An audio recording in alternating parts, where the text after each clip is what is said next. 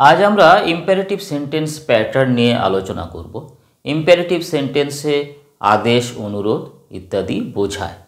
Sentence গঠনের ক্ষেত্রে আমরা খেয়াল করেছি যে সেন্টেন্সের প্রথমে সাবজেক্ট বসে এবং তারপরে ভার্ব বসে, ভার্ব কম্বিনেশন বসে এবং তারপরে অবজেক্ট, কমপ্লিমেন্ট, আদার্স ইত্যাদি ইত্যাদি বসে।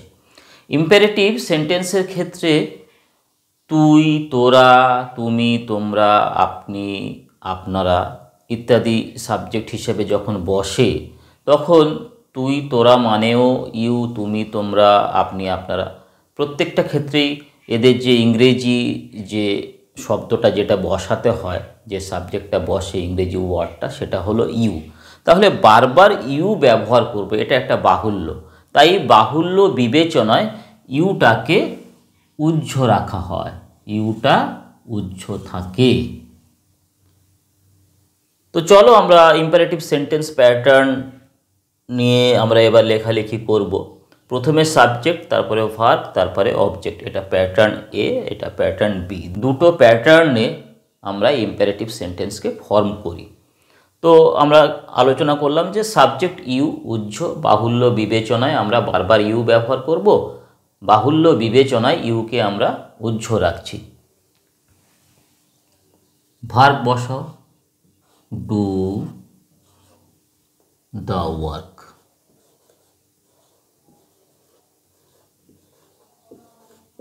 Verb object combination imperative sentence এটা লিখে ফেললাম।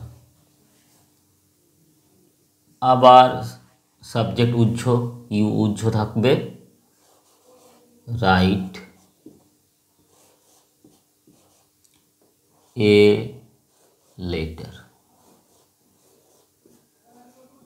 Write a letter. আবার ইউ উহ্য থাকলো, শাট দ্য ডোর। আরও একটা লেখো, ওপেন দ্য উইন্ডো। তাহলে প্যাটার্ন এ নিয়ে আমরা আলোচনা করলাম, যেখানে সাবজেক্ট ইউ উহ্য থাকছে এবং তারপরে ভার্ব দিয়ে আমরা সেন্টেন্সটাকে শুরু করছি। আমরা কি কি লিখলাম? ডু দ্য ওয়ার্ক, প্রথমে ভার্ব থাকছে, তারপরে অবজেক্ট থাকছে। ডু দ্য ওয়ার্ক লিখলাম, রাইট এ লেটার লিখলাম, শাট দ্য ডোর লিখলাম, ওপেন দ্য উইন্ডো লিখলাম। আরও লিখতে পারো, একটু বড় করে আরেকটা লিখি, give me a glass of water. তাহলে প্যাটার্ন এ নিয়ে আমরা কয়েকটা সেন্টেন্স লিখে ফেললাম, কয়েকটা সেন্টেন্স আমরা কনস্ট্রাক্ট করলাম। এবার প্যাটার্ন বি নিয়ে আমরা আলোচনা করব। প্রথমে আগের বারের মতোই ভার্ব বসবে, তারপরে হোয়ার কোথায় এই প্রশ্নের উত্তর দেবে, যেমন কাম হেয়ার, গো দেয়ার, এইগুলো। তো চলো আমরা কয়েকটা লিখি। Come here, go there. Come here, go there. Walk,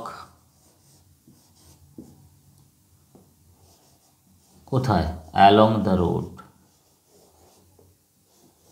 walk along the road. আবার দেখো, সবই দেখো ভার্ব কিন্তু, তারপরে হোয়ার কোথায় এই প্রশ্নের উত্তর দিচ্ছি। Run across, run across the field.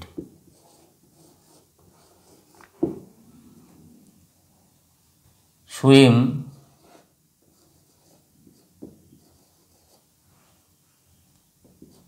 in the pond ইত্যাদি ইত্যাদি। রিকোয়েস্ট বোঝালে সেই একই কনস্ট্রাকশন থাকছে, প্রথমে প্লিজ আসবে বা কাইন্ডলি এরকম একটা ওয়ার্ড তোমাকে নিয়ে আসতে হবে। Please give me a glass, please give me a glass of water, এভাবে একটা লেখো। কাইন্ডলি আরও একটা সেন্টেন্স লিখে নাও, দেখে নাও। Kindly open the window, kindly open the window of this car, of the car.